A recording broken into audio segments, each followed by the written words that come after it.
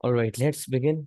Vectors topic की explanation का objective इंशाल्लाह। सब एक बात मैं आपको बता दूं, 2020 से जब सिलेबस चेंज हुआ था तो 2019 तक, 2019 नवंबर तक, this vectors was in P1 as well and P3 as well. कुछ हिस्सा P1 में हुआ करता था, कुछ हिस्सा P3 में हुआ करता था। बट 2020 से जितना भी P1 का वेक्टर्स था सारा P3 में शिफ्ट कर दिया गया। 2020 से P1 का पूरा वेक्टर्स P3 में चला गया, और P3 का अपना जो वेक्टर्स था उसमें एक बहुत बड़ा हिस्सा था, जिसमें से कुछ हिस्सा बाकी रह गया और कुछ हिस्सा सिलेबस से निकल गया। तो कुछ हिस्सा वेक्टर्स का बिल्कुल मुकम्मल P3 से भी निकल गया। तो P1 वाला वेक्टर्स P3 में आ गया, और P3 का कुछ हिस्सा P3 में अपनी जगह बरकरार रहा, और कुछ हिस्सा ओवरऑल ए लेवल मैथ्स के सिलेबस से निकल गया। तो इसीलिए सबसे पहले हम वो वाली कैटेगरी कवर करेंगे जो पहले P1 में हुआ करती थी और P3 में शिफ्ट हो गई। फिर हम वो कैटेगरी कवर करेंगे जो P3 में ही थी हमेशा से। तो इसीलिए इसको वन बाय वन हम कवर करेंगे। पहले ये वाला जो सेगमेंट है P1 से P3 वाला, इस पे भी हमें तकरीबन शायद 2 क्लासेस लग सकती हैं, ताकि जो है वो ये वाला सेगमेंट हमारा मुकम्मल कवर हो जाए। उसके बाद फिर जब ये हो जाएगा तो फिर हम वो वाला टॉपिक करेंगे जिसके अंदर जो P3 वाला टॉपिक है बेसिकली, जिसके अंदर P3 की स्किल्स लगी, मतलब जो P3 में ही था शुरू से मतलब।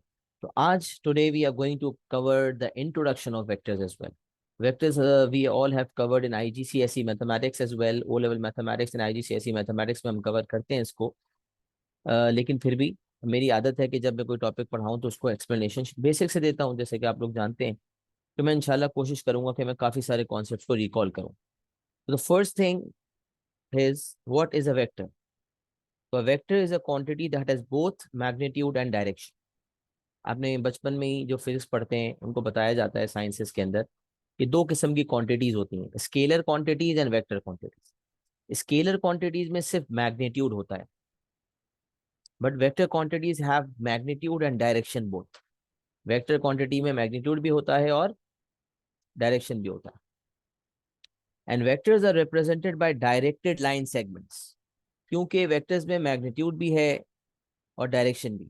Vector is a quantity that has both magnitude and direction. Magnitude भी है और डायरेक्शन भी। Vectors are represented by directed line segments. Line होंगी और लाइन का डायरेक्शन भी होगा। The length of the segment measuring the magnitude of the vector. जो लाइन सेगमेंट की जो लेंथ है, that is called the magnitude of a vector. And the arrowhead indicating the direction of the vector. Arrowhead, अगर let suppose ये नीचे की तरफ जा रहा है तो हम कहेंगे टुवर्ड्स साउथ जा रहा है, राइट की तरफ जा रहा है हम कहेंगे टुवर्ड्स ईस्ट जा रहा है, ऊपर जा रहा है तो हम कहेंगे टुवर्ड्स नॉर्थ जा रहा है। तो एरो हेड जो है वो डायरेक्शन बताता है, और जो length of the line segment है वो हमें मैग्नीट्यूड बताती है। तो there are two things, magnitude and direction. Vector quantity उसे कहते हैं जिसमें मैग्नीट्यूड भी हो और डायरेक्शन भी हो। आप देख सकते हैं, a vector has a tail. जो नीचे वाला स्टार्टिंग पॉइंट है उसको टेल कहते हैं, टॉप पॉइंट को हम कह रहे होते हैं हेड, राइट? तो there is a tail, there is a head, then it has a certain direction as we can see, और जितनी इसकी लेंथ है उसको हम कहेंगे मैग्नीट्यूड ऑफ अ वेक्टर। और वेक्टर को जब इंडिकेट किया जाता है तो अक्सर उसका नाम इस तरह से होता है कि एक उसका स्टार्टिंग पॉइंट होता है और एक इसका एंडिंग पॉइंट होता है। मिसाल है, अगर if we talk about the vector A B, A से लेकर बी तक स्टार्ट हो रहे हैं, तो हम will say vector A B. And लिखने का तरीका ये होगा कि हम उसके ऊपर एरो हेड लगाएंगे। तो जब कैपिटल लेटर्स में वेक्टर होता है जिसका स्टार्टिंग पॉइंट और एंडिंग पॉइंट दोनों डिफाइंड होता है, जैसे वेक्टर ए से स्टार्ट हो एक ए लाइन है ए बी, तो उससे जो वेक्टर बनेगा उसको हम कहेंगे वेक्टर ए बी, और लिखने का तरीका होगा ए बी लिखेंगे, ऊपर एरो हेड बनाएंगे। और बाज होगा जब कोई वेक्टर होता है तो उसका स्टार्टिंग एंडिंग पॉइंट नहीं होता, बस उसका नाम दिया जाता है, ये वेक्टर ए है, ये वेक्टर बी है। तो उसके लिए हम क्या कर रहे होते हैं, या तो उसके नीचे एक वेव का साइन बनाते हैं, जैसे कि आपको नजर आ रहा है कि ए के नीचे या तो वेव का साइन बनेगा, या फिर ए के नीचे अंडरलाइनिंग हो जाएगी। Vectors must be identified in some way. Examiner syllabus में भी ये बात कहता है, ओ लेवल IGCSE के सिलेबस में मौजूद है कि भाई सिर्फ ए लिखने का मतलब ये है कि आपको ये लेटर लेटर लगेगा, नॉर्मल नॉर्मल लेटर लगेगा। बट अगर हम ए लिखने के बाद इसको अंडरलाइन कर दें या इसके नीचे एक वेव का साइन बना दें, तो ये बातें इन दोनों का मतलब ये होगा कि हम नॉर्मल लेटर ए की बात नहीं कर रहे बल्कि we are talking about the vector A. तो कुछ बच्चे कहते हैं सर हम लेटर ए के ऊपर भी अगर एरो हेड बना दें तो क्या ये सही है? कहीं भी ये नहीं लिखा कि गलत है और मार्क्स इस पे कटेंगे, तो इतना भी किया जा सकता है, बट नॉर्मली जो बुक्स में देखा गया है वो ये कि जब स्टार्टिंग और एंडिंग पॉइंट होता है तो वेक्टर लिखने के बाद उसके ऊपर एरो हेड बनाया जाता है, और जब एक नॉर्मल वेक्टर होता है तो उसको अंडरलाइन किया जाता है। जब खाली उसका नाम दिया होता है कि ए है या बी है या सी वेक्टर है तो उसको सिर्फ अंडरलाइन किया होता है या वेव का साइन बनाया होता है। तो this is how we write vectors. क्योंकि एग्जामिनेशन में जब सिलेबस वेक्टर का आता है तो अक्सर उसको बोल्ड किया जा रहा होता है, तो बोल्ड करने की वजह ये होती है हम तो बोल्ड नहीं कर सकते, तो हम तो बोल्ड करके आइडेंटिफाई नहीं कर सकते। तो व्हाट वी डू इज, या तो हम एरोहेड बनाते हैं जब कैपिटल लेटर्स में होता है, और जब स्मॉल लेटर्स में होता है तो उसको हम अंडरलाइन करते हैं या वेव का साइन बनाते हैं। तो vectors must be identified in some way. अच्छा जी, examples of vector quantities. Vector quantities की कुछ एग्जांपल्स हैं आपके सामने। जो वेक्टर क्वांटिटीज हैं उनके कुछ एग्जांपल्स आप बचपन से ही देखते आए हैं, कहीं आपने काइनेमैटिक्स भी पढ़ा है ओ लेवल्स में, आईजीसीएसई मैथ्स में। So we look at different vector quantities. One of them is displacement. What is the difference between distance and displacement? Distance is always positive. It always increases. Displacement can increase. Displacement can decrease. Displacement can become negative. तो vector quantities बढ़ती भी हैं, कम भी होती हैं और negative में भी जाती हैं। तो डिस्प्लेसमेंट की डेफिनेशन अक्सर पढ़ते हैं ना, shortest possible distance between any two points. Displacement की डेफिनेशन बताई जाती है, shortest possible distance between any two points, या distance from a particular point, किसी एक पर्टिकुलर पॉइंट से जो डिस्टेंस कवर हो रही है, मतलब उस पॉइंट से when we are going away from that point the displacement will increase, when we are moving towards that point the displacement will decrease, और उस पॉइंट से अगर हम राइट पे थे तो डिस्प्लेसमेंट पॉजिटिव होगी, और अगर उस पॉइंट से लेफ्ट पर होगा तो डिस्प्लेसमेंट नेगेटिव हो जाएगी। तो डिस्प्लेसमेंट पॉजिटिव नेगेटिव दोनों हो सकती है। सिमिलरली वेलोसिटी और स्पीड में क्या फर्क है भाई?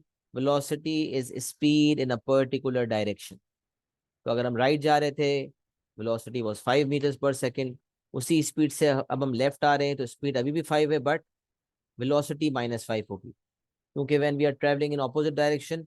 तो 5 और -5 में डिफरेंस ये है, कोई बच्चा सोचे भाई वेलोसिटी ऑफ -5 का क्या मतलब? वेलोसिटी ऑफ -5 का मतलब है स्पीड इज 5 मीटर्स पर second, but because of minus the direction is opposite. Minus की वजह से डायरेक्शन क्या हो जाएगा भाई? ऑपोजिट हो जाएगा। तो 5 and -5 द बोथ मीन्स के स्पीड 5 है, बट -5 का मतलब है direction is opposite to what the original direction was. Similarly acceleration, ये भी स्पीड का बढ़ना है, rate of change of velocity कहा जाता है इसको, या rate of change of speed भी कहा जाता है, but this has a particular direction. And ये भी इसी तरह है कि अगर राइटवर्ड जाने पर एक्सेलरेशन पॉजिटिव थी तो लेफ्ट पर जाने पर नेगेटिव हो जाएगी, और एक्सेलरेशन नेगेटिव होने की एक और भी वजह होती है कि स्पीड का बढ़ना है तो एक्सेलरेशन पॉजिटिव होगी, स्पीड का कम होना है तो एक्सेलरेशन नेगेटिव होगी। बट ये सारी चीज़ें हम काइनेमेटिक्स में कंसिडर करते हैं, जो कि बजाते खुद मैकेनिक्स का एक टॉपिक है जिसके अंदर ये और ज़्यादा गहराई से जिसके ऊपर बात की जा सकती है। मतलब अभी हमें सिर्फ ये समझना था कि ये वेक्टर क्वांटिटीज है। अच्छा, फिर हम वेक्टर को अगर आइडेंटिफाई करते हैं भाई ए बी, ये एक वेक्टर ए बी है। अगर मैं इसी वेक्टर को दो लाइनों के दरमियान बंद कर दूं जिसको मॉड्यूलस का साइन कहा जाता है, टू लाइंस मतलब विच इज कॉल्ड मॉड्यूलस, तो modulus of A B is basically known as magnitude of AB. If we talk about magnitude of a vector, अगर हम एक वेक्टर के मैग्नीट्यूड की बात करते हैं तो magnitude of vector A B, तो ए बी हमने लिखा और ए बी के ऊपर एरोहेड तो बनाया, तो ये तो वेक्टर की अलामत है। बट अगर दो लाइनों के दरमियान उस वेक्टर को लिख दिया इसका मतलब we are talking about the magnitude of vector A B. जैसे मिसाल है, कभी लिखा हो ना फाइंड, और इस तरह से लिखा हो, तो आप समझ जाएंगे कि examiner is basically asking us to find the magnitude of vector A B. तो मैग्नीट्यूड का सिंबल क्या है? दो लाइंस बनी होंगी उसके बीच में वेक्टर लिखा होगा। अच्छा, अगर स्मॉल लेटर्स में वेक्टर है तो भी इसी तरह है कि ए है, उसको अंडरलाइन किया गया है और दो लाइंस के दरमियान उसको लिख दिया, मतलब विद इन द मॉडुलस उसको लिखा है। तो this means magnitude of A B and this means magnitude of vector A. ये बिल्कुल बेसिक सी गुफ्तगू है, इसमें कोई मुश्किल, कोई दिक्कत, कोई परेशानी नहीं है। फिर हम बात करते हैं इक्वल वेक्टर्स की। ये इक्वल वेक्टर्स क्या होते हैं? तो याद रखें, vector quantities are those physical quantities which have magnitude and direction both. तो जब इक्वालिटी की बात आती है तो ना सिर्फ मैग्नीट्यूड सेम होना चाहिए बल्कि डायरेक्शन भी सेम होना चाहिए। For two vectors to be equal both the magnitude and direction has to be same. मतलब अगर एक वेक्टर 10 यूनिट्स का है तो दूसरा वेक्टर भी 10 यूनिट्स का होना चाहिए और डायरेक्शन बिल्कुल सेम। मतलब अगर एक वेक्टर ईस्ट की तरफ है तो दूसरा वेक्टर भी ईस्ट की तरफ होना चाहिए, या अगर एक वेक्टर साउथ की तरफ है तो दूसरा वेक्टर भी साउथ की तरफ होना चाहिए, या अगर एक वेक्टर नॉर्थ की तरफ है तो दूसरा वेक्टर भी नॉर्थ की तरफ होना चाहिए। दोनों वेक्टर्स अगर सेम डायरेक्शन में हैं और उनकी लेंथ भी बराबर है, मतलब मैग्नीट्यूड भी सेम है उनका, तो हम कहेंगे the two vectors are equal. Vector A is equal to vector B. This is what is written over here. Equal vectors are vectors that have the same magnitude and the same direction. Equal vectors may start at different positions. Different position पर start होना कोई मसला नहीं, मतलब एक ऊपर की तरफ बना हुआ है एक नीचे की तरफ बना हुआ है, बट डायरेक्शन और लेंथ सेम होनी चाहिए। मतलब जितने यूनिट्स का ऊपर वाला है उतने यूनिट्स का अगर नीचे वाला है, लेंथ बराबर है, ऊपर वाले की भी 5 यूनिट सेंटीमीटर है, नीचे वाले की भी 5 सेंटीमीटर है और दोनों का डायरेक्शन टुवर्ड्स ईस्ट है, तो we'll say the two vectors are equal.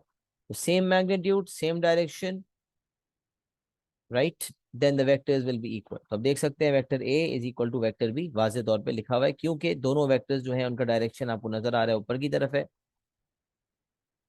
North east की तरफ है बेसिकली। जी, नॉर्थ ईस्ट की तरफ आपका डायरेक्शन है और इसमें जो है दोनों का डायरेक्शन उसी तरह है और लेंथ दोनों की बराबर नजर आ रही है, लिहाजा they are equal vectors. Note कह रहा है when the vectors are equal the directed line segments are parallel. जब वेक्टर्स इक्वल होते हैं तो जो डायरेक्टेड लाइन सेगमेंट्स हमें नजर आ रही हैं वो पैरेलल होती है। The two lines that we are seeing over here are parallel as well. मतलब ग्रेडियंट पॉइंट ऑफ व्यू से देखा जाए तो उनका ग्रेडियंट सेम होगा और पैरेलल के हवाले से, पैरेलल वेक्टर्स के हवाले से आगे मजीद गुफ्तगू आएगी इंशाल्लाह। तो ये हो गए इक्वल वेक्टर्स। अब हम बात करते हैं नेगेटिव वेक्टर्स की। नेगेटिव वेक्टर्स को ऑपोजिट वेक्टर्स भी कहा जाता है। नेगेटिव वेक्टर्स या ऑपोजिट वेक्टर्स। नेगेटिव वेक्टर्स क्या होते हैं?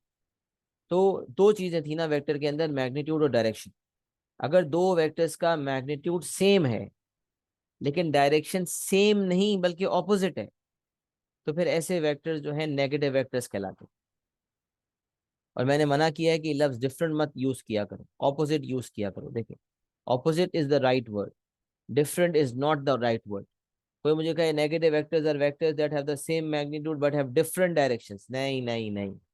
डिफरेंट डायरेक्शन का तो मतलब ये है कि लेट्स सपोज अगर कोई, जैसे ये वाला डायरेक्शन और ये वाला डायरेक्शन ये डिफरेंट हो गए, बट अगर हम बात करें ये वाला डायरेक्शन और ये वाला डायरेक्शन तो ये ऑपोजिट हो गए। या अगर हम बात करें एक ऊपर की तरफ है नॉर्थ की तरफ और एक साउथ की तरफ है, तो अगेन एक नॉर्थ की तरफ जा रहा है एक साउथ की तरफ आ रहा है, तो again these are negative vectors अगर इनकी लेंथ बराबर है। तो negative vectors are those vectors that have the same magnitude but have opposite directions. जिनका मैग्नीट्यूड सेम है बट डायरेक्शंस ऑपोजिट है, right. Same magnitude, length same है, मैग्नीट्यूड सेम है बट डायरेक्शंस ऑपोजिट है। नेगेटिव वेक्टर्स में start at different position. Negative vectors जो है वो डिफरेंट पोजिशन पे स्टार्ट हो सकते हैं, जैसे कि इक्वल वेक्टर्स भी स्टार्ट हो सकते हैं। अच्छा जी, नोट पे आ जाते हैं। When the vectors are negative the directed line segments are parallel. जब दो वेक्टर्स जो हैं वो नेगेटिव होते हैं तो फिर डायरेक्टेड लाइन सेगमेंट्स पैरेलल होती हैं। तो इक्वल वेक्टर्स हों या नेगेटिव वेक्टर्स हों, डायरेक्टेड लाइन सेगमेंट्स दोनों केसेस में पैरेलल होती हैं। इक्वल वेक्टर्स के लिए मैग्नीट्यूड डायरेक्शन दोनों एग्जैक्टली सेम होना चाहिए। नेगेटिव वेक्टर्स के लिए मैग्नीट्यूड तो सेम होना चाहिए बट डायरेक्शन ऑपोजिट होना चाहिए। कोई कहेगा नेगेटिव वेक्टर्स वो होते हैं जिसका मैग्नीट्यूड सेम और डायरेक्शन डिफरेंट होता है, नहीं, डिफरेंट का वर्ड नहीं है, ऑपोजिट होना चाहिए, एग्जैक्ट ऑपोजिट। सही है। तो ये आपका नेगेटिव वेक्टर्स या ऑपोजिट वेक्टर्स के बारे में मैंने थोड़ा सा तस्करा कर दिया।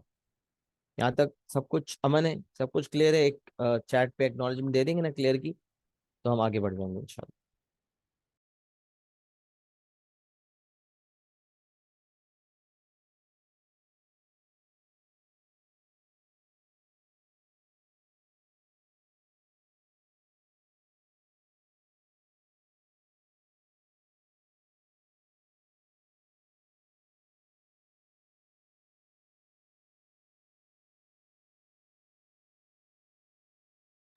सही है जी।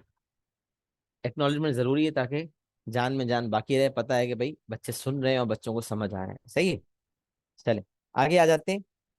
अब देखें ये इस वक्त आप लोग देख रहे हैं ना, ये फाइल आप लोग के पास, जो जो नए बच्चे होंगे इंशाल्लाह जब वो प्रिंट कर लेंगे नोट्स, तो उनके पास ये इसी तरह की प्रिंटेड फाइल आ जाएगी। इसमें जो छोटा मोटा मैं लिख रहा हूँ वो आप ऐड कर सकेंगे इंशाल्लाह।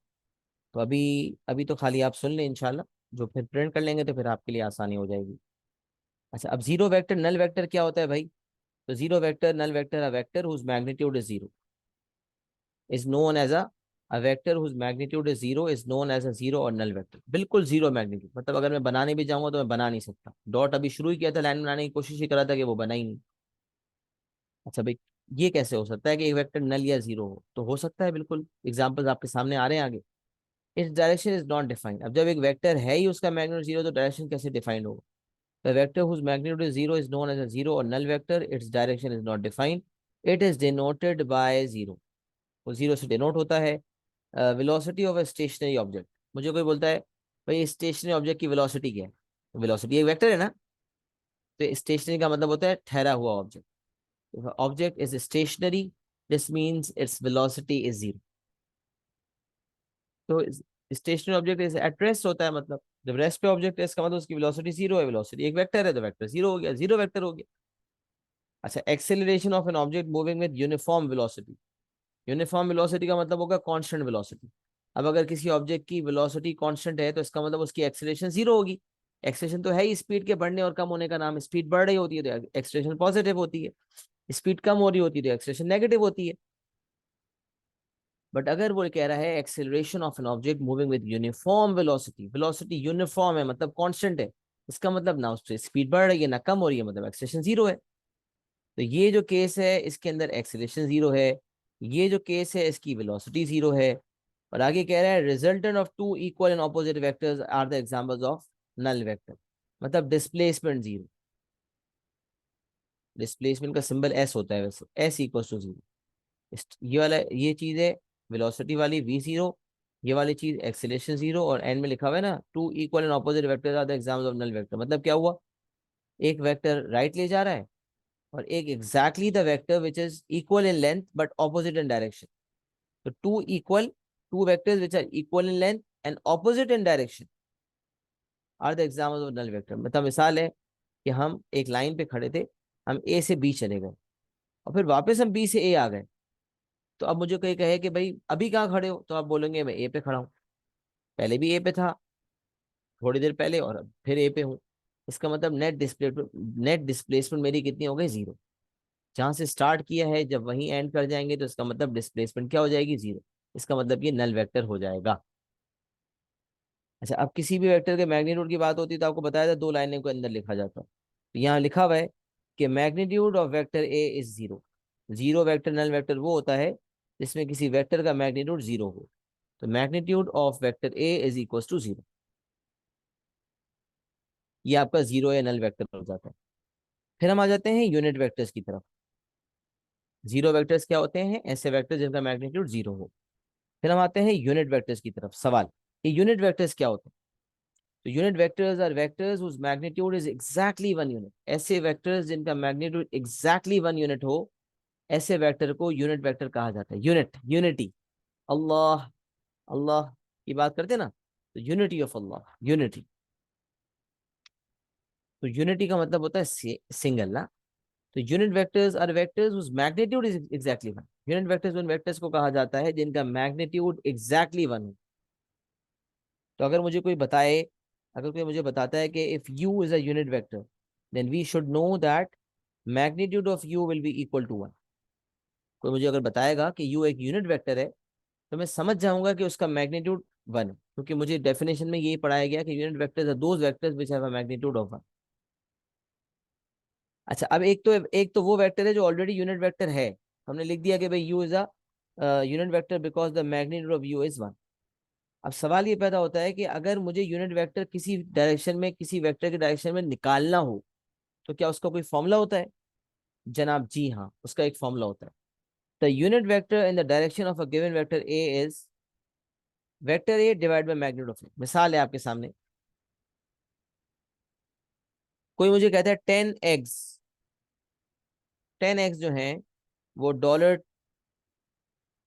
$25 के हैं, तो बताओ एक एग कितने का होगा। 10 eggs $25 के हैं, तो एक एग कितने का होगा, तो आप डिवाइड कर देंगे 25 डिवाइड बाई 10। 25 डिवाइड बाई 10 करेंगे 2.5 आ जाएगा। 25 डिवाइड बाई 10 इज 2.5। तो ये आ गया यूनिटी आ गई। कैसे आ गई, यूनिट प्राइस आ गई। यूनिट प्राइस कैसे आई, टोटल प्राइस में से नंबर ऑफ यूनिट्स को डिवाइड कर दिया। तो अगर मुझे कभी यूनिट वेक्टर निकालना हो तो मैं टोटल वेक्टर को उसके मैग्नीट्यूड से डिवाइड कर देता हूँ। जैसे टोटल प्राइस को, टोटल कॉस्ट को नंबर ऑफ यूनिट से डिवाइड किया जाता है एक प्रोडक्ट की यूनिट प्राइस मालूम करने के लिए, तो यूनिट वेक्टर का भी कॉन्सेप्ट यही है। किसी भी वेक्टर को उसी के मैग्नीट्यूड से डिवाइड कर दिया जाए तो यूनिट वेक्टर आ जाता है। अच्छा, सिंबल क्या है, एक वेक्टर को आइडेंटिफाई करना होता है अंडरलाइन करके। अगर इसके ऊपर ये साइन बना दिया, समझने इसके ऊपर टोपी पहना दी, कैप, कैप का साइन है, तो अगर इसके ऊपर कैप पहना दिया गया, इसका मतलब हमें यूनिट वेक्टर ऑफ ए निकालना है। To find the unit vector in the direction of a given vector, what we have to do is just take the vector in the numerator and divide it by its own magnitude. एक vector लें, उसी का magnitude निकाल के उस vector को उस magnitude से डिवाइड करें, तो आपके पास यूनिट वेक्टर आ जाएगा। मिसाल भी आपके सामने मौजूद है ताकि आप कनेक्ट कर पाए। ओ लेवल आईजीसीएसई के अंदर ऐसे सवाल आप देखते थे कि आपको एक वेक्टर दिया होता था, जैसे कि यहाँ दिया हुआ कि वेक्टर u इज 3 4। एक वेक्टर u है जो 3 4 है, और मुझे कह रहा है फाइंड u। अब बोला यार यहाँ भी u है, यहाँ भी u है, u ही दिया हुआ है, u ही फाइंड करवा रहा है।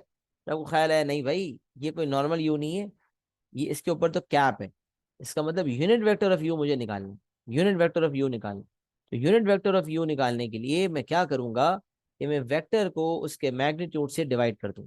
जैसे मिसाल है, जो मेरा वेक्टर है वो है 3 4, सही है, जो मेरा वेक्टर है वो है 3 4। अगर मैं इस वेक्टर 3 4 को उसके मैग्नीट्यूड से डिवाइड कर देता हूं तो मेरे पास उस वेक्टर का यूनिट वेक्टर आ जाएगा। If vector u is 3 4 and if I find the magnitude of this vector, तो आप ओ लेवल आईजीसीएसई में सीखते होंगे कि जब एक वेक्टर आपके पास दिया होता है column vector form, column vector कहलाता है एक्स वाई, तो इसका मैग्नीट्यूड निकालने का फॉर्मूला होता है √(x²+ y²। जो वेक्टर दिया हुआ है उसका रूट ले लेंगे, रूट के अंदर एक्स का और वाई का दोनों का स्क्वायर कर देंगे, तो ये हो गया उसका मैग्नीट्यूड। तो अगर मुझे किसी वेक्टर के डायरेक्शन में, उसी डायरेक्शन में यूनिट वेक्टर ढूंढना है, तो मैं वेक्टर को उसके मैग्नीट्यूड से डिवाइड करूंगा।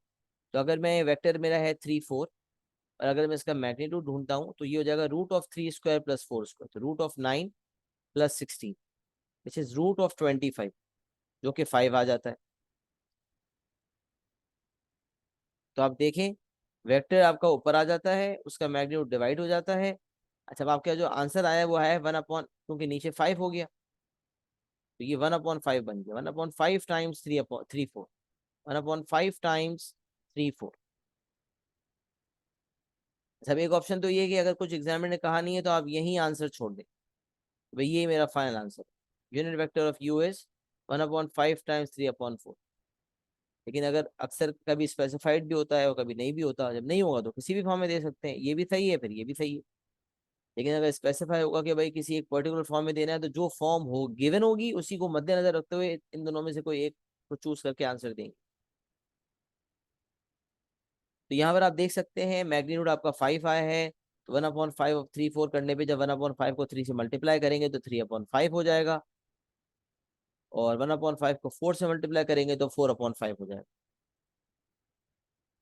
सही है। तो ये यूनिट वेक्टर का उसूल याद रखें, यूनिट वेक्टर को किसी भी तरह आपने कैप बना के आइडेंटिफाई करना है। वेक्टर को आइडेंटिफाई करने के लिए वेव का साइन या अंडरलाइन होगा, और यूनिट वेक्टर का साइन ये है कि उसको हमने एक कैप पहना दी। तो वेक्टर ए फॉर्मूला लिखा हुआ है, vector the unit vector in the direction of A is basically the vector A divided by the magnitude of A. Vector A का मैग्नीट्यूड आपको पता है, वेक्टर ए का वेक्टर ए वाला जो गिवन वेक्टर है वो भी आपको पता है, उसका मैग्नीट्यूड भी पता है, इन दोनों को डिवाइड करेंगे तो आपको यूनिट वेक्टर पता चल जाएगा। सही है जी। ये एग्जाम्पल भी अपने पास नोट कर लें, फिर इंशाल्लाह हम और मुझे एक्नॉलेजमेंट देते हैं। यहाँ तक हर हर बात क्लियर है, कुछ पूछना तो नहीं है?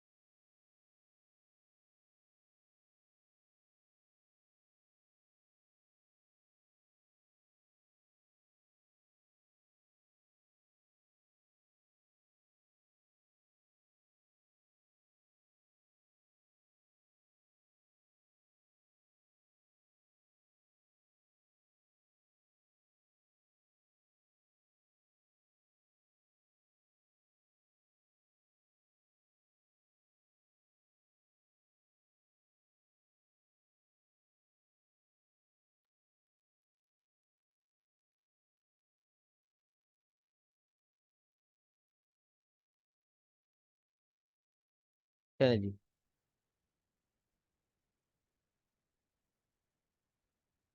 All right, let's move forward. यहाँ तक हमारा हो गया, फॉर्मूला भी पता चल गया हमें यूनिट वेक्टर का, सही है। अच्छा, अब आ जाते हैं एडिशन ऑफ वेक्टर्स। जब हम वेक्टर्स पढ़ते हैं आईजीसीएसई में, तो हम उसमें जो है वो एडिशन ऑफ वेक्टर्स भी पढ़ते हैं, राइट। तो उसको देख लेते हैं कैसे इसको डिफाइन किया गया है। Addition of vectors means putting two और more vectors together. In the addition of vectors, we are adding two or more vectors using the addition operation in order to obtain a new vector that is equal to the sum of the two or more vectors. दो या उससे ज्यादा vectors combine होते हैं, हमने देखा था ना, एक वेक्टर हुआ, दूसरा वेक्टर हुआ, तीसरा वेक्टर हुआ, तीन वेक्टर्स आपस में कंबाइन हुए, तो अल्टीमेटली मेरा चौथा वेक्टर आ गया, स्टार्टिंग पॉइंट और ending point. This will be the ultimate displacement vector. So adding two vectors or more vectors together using addition operation in order to obtain a new vector that is equal to the sum of the two or more vectors. अच्छा, इसमें जो है वो triangle law of vector addition. Triangle law of vector addition क्या कह रहा है भाई, कि अगर दो वेक्टर्स हैं, उन दोनों, एक का नाम है u और एक का नाम है v। स्मॉल लेटर्स में तो इसको वैसे अंडरलाइन करना चाहिए, बट आप यहाँ देख सकते हैं या एरो हेड बना हुआ। इसका मतलब अलग अलग प्रैक्टिस यूज होती है। तो वेक्टर u और वेक्टर v बताया क्या जा रहा है, place the vector with the head of the previous vector u connected to the tail of the successive vector, with the head of the previous vector u connected, place the vectors with the head of the previous vector connected to the tail of the successive vector।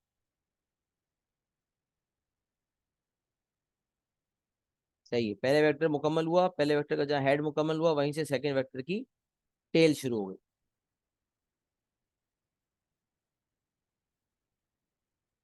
अच्छा, फिर कह रहा है the resultant vector u plus v is formed by connecting the tail of the first vector to the head of the last vector. तो इसका मतलब दो vectors इस वक्त मौजूद हैं, पहले वेक्टर का जो स्टार्टिंग पॉइंट है और दूसरे वेक्टर का जो एंडिंग पॉइंट है, वही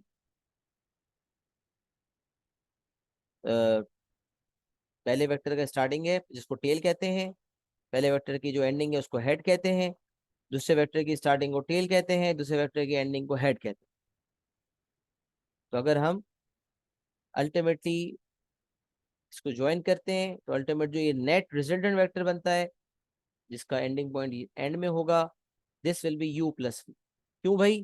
क्योंकि पहले मैंने यू लिया, फिर मैंने वी लिया, और दोनों को जब प्लस करते हैं तो हम, इसका मतलब है हम ए से लेट सपोज स्टार्ट हुए, ये बी है ये सी है, ए से स्टार्ट होके हमें सी तक जाना है। सही है, तो ए, अगर लेट सपोज ये नाम दे देते हैं, ये ए है, ये बी है, ये सी है। तो अगर ए बी वेक्टर यू है और बी सी वेक्टर वी है, और मुझे ए सी वेक्टर निकालना है, तो A C is equals to A B plus B C. और ए बी वेक्टर आपका है यू और बी सी वेक्टर आपका है वी, तो A C vector will be you plus we.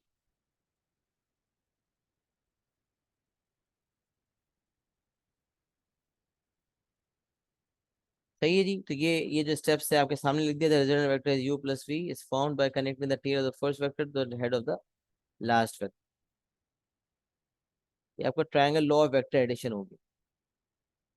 यहाँ एक और ट्रायंगल बना हुआ है, ट्रायंगल ए बी सी। अब यहाँ देखें, अगर मुझे ए से सी तक जाना है, मिसाल है वेक्टर ए सी ढूंढा गया, तो ए टू सी जाने के लिए क्या करूंगा, रास्ता क्या अपनाऊंगा भाई? ए से बी तक जाऊंगा और फिर बी से सी तक। यही लिखा हुआ है। ए सी जाना चाहते हो तो A B plus B C कर लो। ए से सी जाना चाहते हो तो A C is equal to A B plus B C. पहले ए से बी चले जाओ और फिर बी से सी चले जाओ। A C equal to A B plus B C. अब यहाँ देखें, ए सी का मतलब है ए से स्टार्ट हो रहा है और सी पे एंड हो रहा है। कि जब A B plus B C देखा तो पता चला ए बी में जो ए है वहां से स्टार्टिंग हो रही है, और बी सी में जाके जो एंडिंग है उस पर एंडिंग हो रही है।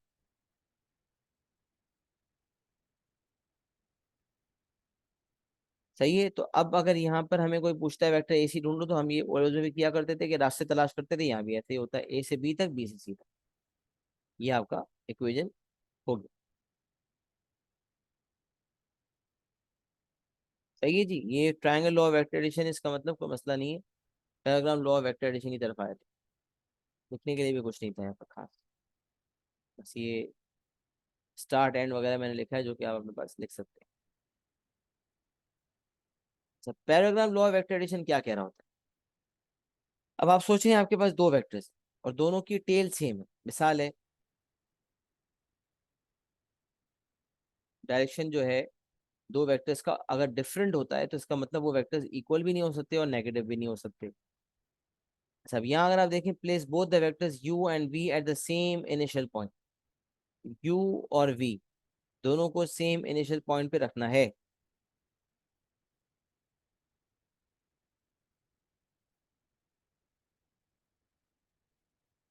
अब देखें, एक वेक्टर है वेक्टर u और दूसरा वेक्टर है वेक्टर v,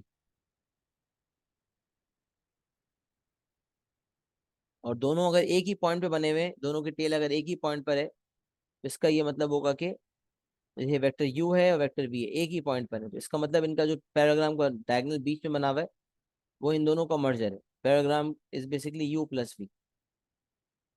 किस तरह से हुआ ये? सिर्फ दो वेक्टर्स अगर सेम पॉइंट पे मिल रहे हैं तो कैसे मुझे पता चलेगा कि उनका डायगोनल जो है वो u प्लस v? उसका तरीकेकार ये है कि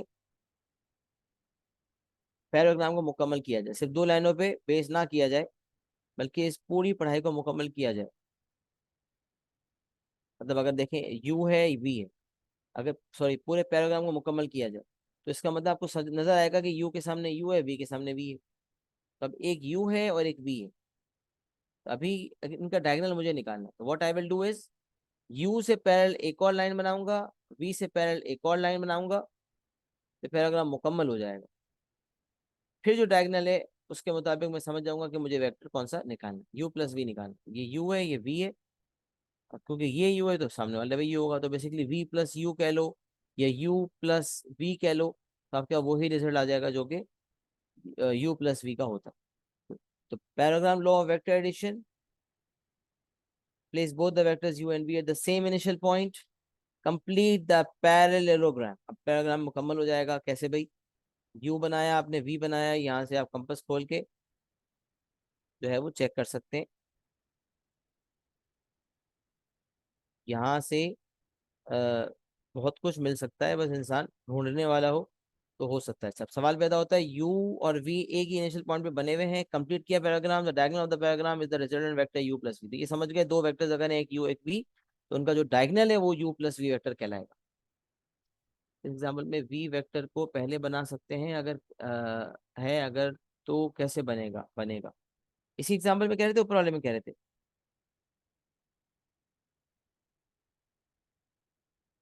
v पहले बनाना चाहेंगे तो बना सकते हैं बिल्कुल, जैसे v पहले बन गया और फिर उसके बाद u बन गया, u करके ये हमारा रिजल्टेंट हो गया u प्लस, ये वाला थे। बिल्कुल v भी बन सकता है, पहले v भी बन सकता है और पहले u भी बन सकता है, उसका कोई मसला नहीं। दो वेक्टर जब ऐड हो रहे हैं तो कोई भी हो सकता है, सब्ट्रैक्ट हो रहे होते हैं तो फिर ऑर्डर मैटर कर रहा होता है।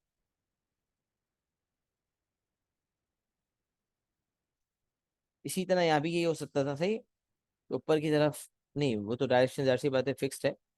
लेकिन बताने का मकसद है कि अगर एक ही पॉइंट पे एक से ज्यादा वेक्टर्स हैं बने हुए, तो फिर हमें उसको देखते हुए पैराग्राम बनाना पड़ेगा, इसके सामने एक और बनाना पड़ेगा, इसके सामने एक और बनाना पड़ेगा, फिर ज्वाइन होने के बाद लाइब्रेरी बन जाएगी। This is A, this is also, this is B, this is also B, opposite sides are parallel. Parallelogram की ऑपोजिट साइड जो है वो इक्वल भी होती है लेंथ में और पैरेलल भी होती है। ये पैराग्राम लॉ आपको एक बात बता रहा था जो कि बेसिक्स का पार्ट है, कोई ऐसा हमने नहीं देखा गया ए लेवल के एग्जामिनर को ऐसी चीज पूछ रहा हो जो कि डायरेक्टली बच्चा ना कर पाए। पूछने के लिए बहुत कुछ है उसके पास, तो ये बेसिक एरिया जिससे पता चल रहा है कि किस तरह से काम किया जाता है, स्टेप्स भी लिखे हुए हैं ताकि आपको मुश्किल ना हो। अभी देखिए एक डायग्राम है और आपसे, आपको यहाँ से इक्वल नेगेटिव वेक्टर आइडेंटिफाई करने हैं। मिसाल है, तो अगर ए बी एक वेक्टर है, if A B is a vector, तो ए बी के एग्जैक्टली सामने एक और वेक्टर आपको नजर आ रहा है, डी सी। तो A B and D C, they are equal vector. तो A B is equal to D C, एक हो गया। इसी तरह A D is equal to B C, A D is equal to B C, ये दूसरा हो गया। तो A D equals B C कह लें या A B equals D C कह लें, ये दोनों इक्वल वेक्टर्स के pair. A B is equals to D C या A D is equals to B C, both are perfectly fine. और नेगेटिव वेक्टर्स के अंदर क्या होता है, सेम मैग्नीट्यूड होता है, ऑपोजिट डायरेक्शन होता है। तो इसका मतलब अगर ए बी लिया है मैंने, तो यहाँ से सी डी लूंगा ऑपोजिट डायरेक्शन में, तो वो फिर इक्वल वेक्टर नहीं होगा, नेगेटिव वेक्टर होगा। अब देखिए मैंने कौन कौन से लिखे, A B equals to minus B A भी कह सकते हैं, लेकिन वो तो सेम ही वेक्टर रहेगा, ए बी और बी ए, बस डायरेक्शन ऑपोजिट होगा। A B equals minus B A भी कहा जा सकता है। अच्छा, उसके अलावा जो है A D equals minus C भी लिखा हुआ है, A D equals minus C B. देखिए ए डी ऊपर की तरफ एरो है, सी डी का नीचे की तरफ है, लिहाजा फिर उस केस के अंदर हमें जो है वो पता चल गया कि नेगेटिव वेक्टर्स हैं, डायरेक्शन ऑपोजिट है, तो A D is equal to minus of B C. B C कह रहे हैं, बल्कि सॉरी ए डी और सी बी है, हाँ बी सी नहीं सी बी। ए डी तो ऊपर की तरफ है, सी बी नीचे की तरफ, तो A D is equal to minus of C. फिर D C is equal to minus B है, डी सी राइट की तरफ है और बी ए जो है वो लेफ्ट की तरफ है। तो सेम करने के लिए हम, जैसे मैं क्या कह रहा था, हाँ ए बी और डी सी, ये तो सेम इक्वल वेक्टर है। लेकिन अगर मैं सी डी और ए बी की बात करता हूँ तो they are not equal vector, D C is equal to minus of B, क्योंकि they are not equal vectors, they are other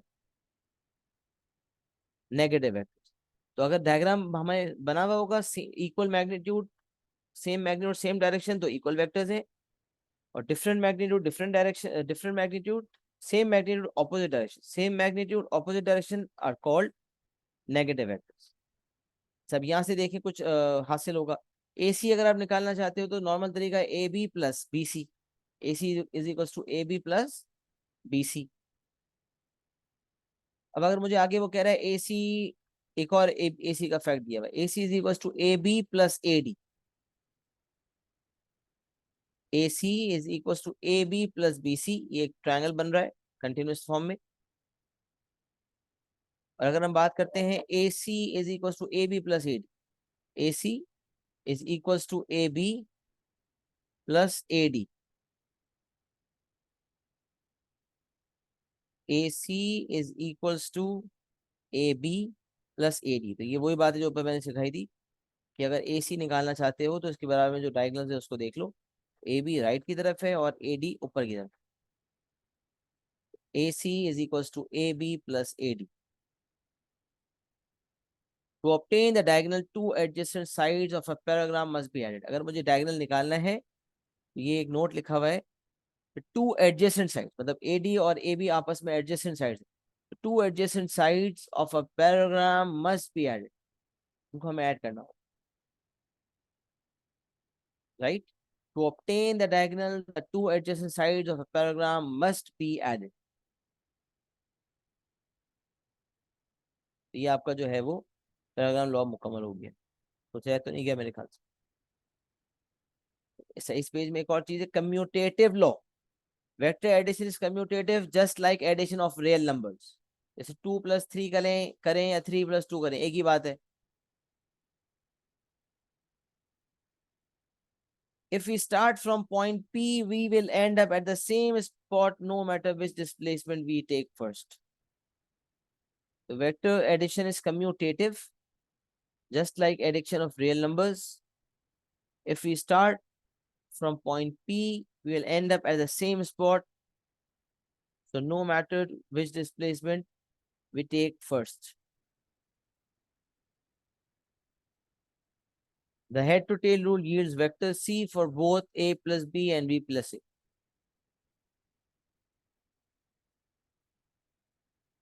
तो कम्यूटेटिव लॉ क्या कह रहा है कि वेक्टर एडिशन कम्यूटेटिव है, मतलब ऑर्डर बदल दो आंसर सेम होगा। तो vector addition is commutative just like addition of real numbers. If we start from point P, we'll end up at the same spot no matter which displacement A or B we take first. The head to tail rule yields vector for both A plus B and B plus C.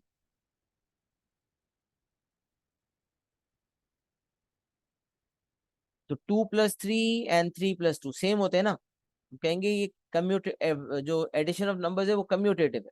2+3 करो या 3+2 करो, एक ही बात होती है। लेकिन अगर 3-2 और 2-3 करूंगा तो 3-2 का 1 आएगा और 2-3 का -1 आएगा। इसका मतलब फर्स्ट वाला जो है वो कम्यूटेटिव लॉ होगा और दूसरा वाला नहीं होगा। तो vector addition is commutative just like addition of real numbers.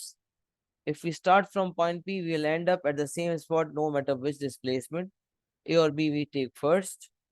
The head to tail rule yields vector C for both A plus B and B plus C. सही जी, ये पूरा मैंने पेज जो है वो काफी कुछ टाइप था, बस आपको रेफर करते गया और समझाता गया। यहाँ से सब क्लियर है सबको? प्लीज एक्नॉलेज करें।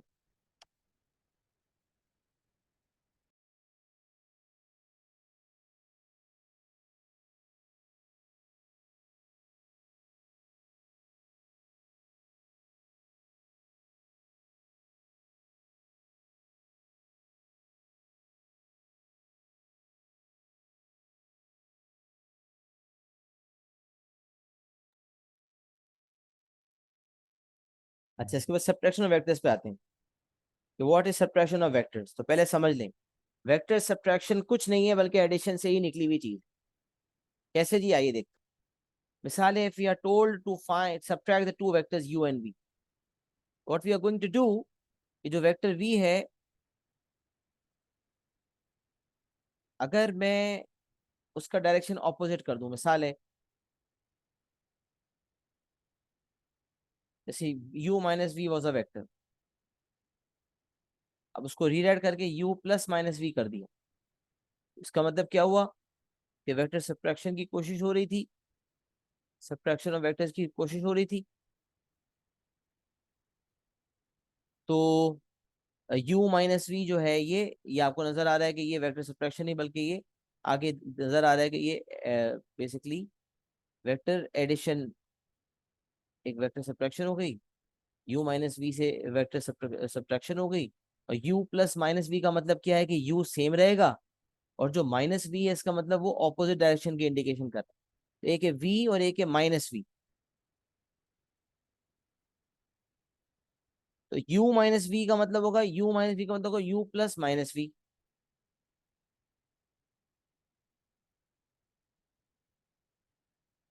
तो पता चला u वाले वेक्टर में माइनस वी वाला वेक्टर ऐड करना है, सब्ट्रैक्ट नहीं करना। u में से v को माइनस करना है, कैसे करेंगे भाई माइनस? उसको हमने आर्गुमेंट फॉर्म में कन्वर्ट किया।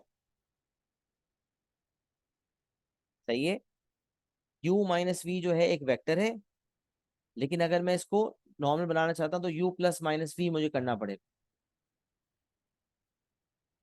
इससे पता चला कि u वाले वेक्टर में माइनस वी वाला वेक्टर जब आप ज्वाइन करोगे तो आपको u माइनस वी वाला वेक्टर मिल जाएगा। u plus -4। तो वेक्टर एडिशन और वेक्टर सब्ट्रैक्शन में डिफरेंस ये है कि वेक्टर सब्ट्रैक्शन जब वेक्टर एडिशन करते हैं तो इस चीज को हम इंश्योर करते हैं कि क्या कह रहा था, u प्लस -4 आपने जब किया, हाँ जब मैं कह रहा हूँ दो वेक्टर्स को ऐड करते हैं हेड टू टेल रूल के मुताबिक, पहला वेक्टर आपने ऐड किया और दूसरे वेक्टर को यहीं के हेड से कंटिन्यू किया, तो अल्टीमेटली ये रिजल्टेंट हो गया आपका। यूजुअली हम एडिशन ही यूज कर रहे होते हैं, बट आइडिया होना चाहिए कि जब सब्ट्रैक्शन भी है, u माइनस वी ये सब्ट्रैक्ट हो रहे थे, तो आप क्या करो, आप फंसोगे थोड़ी। आप कहोगे u प्लस -v, अगर बाहर कुछ लिखा है तो 5 उसको फॉलो करेंगे, वरना u प्लस -v। सही है। अच्छा अब सवाल देखिए, v अगर ऊपर की तरफ था तो -v नीचे की तरफ है, u minus v is equal to u plus -v, u minus v is equal to u plus -v। क्यों लिखा हुआ है ये, कि अगर -v को बदलना चाहते तो हमने क्या किया, प्लस लिया और -v कर दिया, तो it is u plus minus.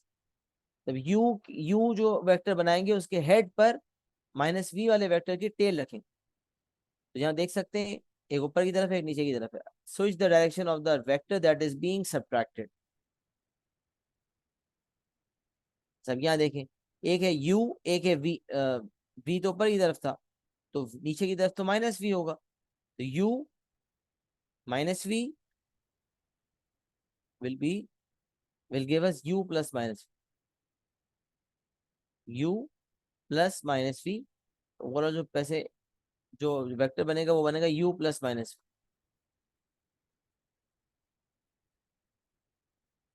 सही है। तो सब्ट्रैक्शन ऑफ वेक्टर्स कुछ नहीं है भाई, सब्ट्रैक्शन ऑफ वेक्टर्स जो है वो एडिशन से ही निकली हुई चीज है। तो अगर u करना है, u माइनस वी करना है, तो उसको कहते हैं u प्लस माइनस। ये लिखा, switch the direction of the vector that is been subtracted, arrange the two vectors from tip to to, draw a resultant vector from the head, from the tail of the first vector to the tip of the second. Note, vector subtraction is derived from vector addition. Note number 2, when we have to subtract two vectors, we use the concept of negative vectors and never and add the two vectors. Whenever we have vector subtraction is derived from your vector addition, and whenever we have to subtract two vectors, we use the concept of negative vectors and add the two vectors. Vector subtraction is quite different from subtraction is derived from vector addition, right? And whenever we have to sketch two sets, we all use the concept of integration, that is the two curves intersect and there is going to be a basically क्या कह रहा था, थोड़ा सा जो ना इस time पे अक्सर नींद की वजह से ना आगे पीछे हो जाती हैं चीजें, इसी वजह से थोड़ा सा मैं रुक भी रहा हूँ। तो मैं इंशाल्लाह 2-4 मिनट 1-2 मिनट में खत्म करता हूँ, ताकि फिर मैं नेक्स्ट क्लास के अंदर इसको प्रॉपर डिटेल में सही तरीके से समझाऊँ, क्योंकि टाइम थोड़ा सा ना मेरे टायरिंग भी होता है काफी। तो अब मैं बात कर रहा था, वेक्टर सब्ट्रैक्शन जो है वो वेक्टर एडिशन से निकली हुई चीज है, और whenever we have to subtract two vectors we use the concept of negative vectors and add the two vectors। जैसे मिसाल मैंने आपको बता दी कि u और v को अगर मुझे सब्ट्रैक्ट करना है, तो अब क्या करूंगा, u प्लस -v कर दूंगा। Whenever we have to subtract two vectors we use the concept of negative vectors and add the two vectors। सही है। उसके बाद अगर आप देख सकते हैं आगे एक ट्रायंगल बना हुआ है, और ए से हम बी गए, बी से हम सी गए, तो अल्टीमेटली ए से सी चले गए, राइट। अगर मैं ए से बी किया फिर बी से सी किया, तो इसका मतलब मैं ए से शुरू हुआ था और चल फिर के सी पे आ गया। यहाँ लिखा हुआ है यहीं से एडिशन सब्ट्रैक्शन ड्राइव करवाइए, कि अगर ए सी है, A C is basically A B plus B C, A C निकालने के लिए ए बी प्लस बी सी।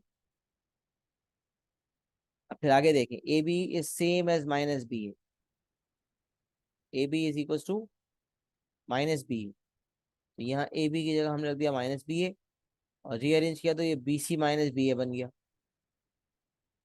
तो A C is A B plus B C and A C is B C minus B, A B minus B A के बराबर है, और ये negative vectors है, ये हमें पहले से पता है।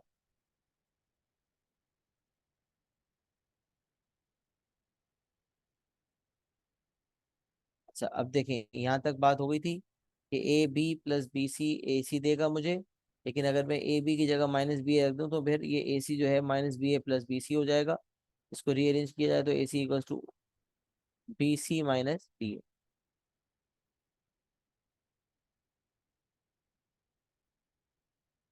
वेक्टर सब्ट्रैक्शन हमेशा वेक्टर एडिशन ड्राइव होती है। सवाल में अगर आपके सामने कुछ बनाने का सिलसिला हो फिर आप ड्रॉ कर सकते हैं, लेकिन अगर उसने कहा हुआ डायग्राम देखिए आप विजुअलाइज करके बताओ, फिर विजुअलाइज करना पड़ेगा या इसकी प्रैक्टिस करनी पड़ेगी। सही है। अच्छा, vector subtraction is derived from vector addition. Whenever we have to subtract two vectors, we use the concept to negative vectors and add the two vectors। ये बात हमने कर ली है कि a से लेकर c तक निकालने के लिए a b में bc को ऐड करेंगे, और ए बी जो है वो माइनस बी ए के बराबर है, तो ये minus B A plus B C हो गया, और माइनस बी ए जो है आगे लिखा जा सकता है, तो A C is equal to B C minus B. सही है। जब देखिए सवाल ये पैदा होता है कि इस टाइम पे मैं बोलते बोलते ना थोड़ा सा मैं अपनी स्पीच का ट्रैक लूज कर रहा हूँ, वजह है कि काफ़ी थकावट भी हो रही है। तो इनशाला अभी इतना ही रखता हूँ मैं आज। इसको इनशाला इस कैटेगरी को ना मैं प्रॉपर तरीके से नेक्स्ट क्लास में मुकम्मल करूँगा, और थोड़ा सा क्लास भी लंबी लेंगे, डे टाइम होगा इंशाल्लाह, तो उसमें ज़्यादा कवरेज हो जाएगी। इस कैटेगरी को मुकम्मल करके 5 से 10 के सवाल भी इंशाल्लाह असाइन करूँगा, ताकि आप लोग फिर बआसानी 5 के सवाल कर सकें। ये वो टॉपिक है जो इंडिपेंडेंटली किया जा सकता है, जिसने पुराना कुछ भी नहीं पढ़ा है नहीं पढ़ा वो वेक्टर्स पढ़ सकता है इंशाल्लाह। सही। तो आज की क्लास का इंशाल्लाह हम यही पे इख्तिताम करते हैं। अपना ख्याल रखिएगा। अस्सलाम वालेकुम वरहमतुल्लाहि वबरकातुहू।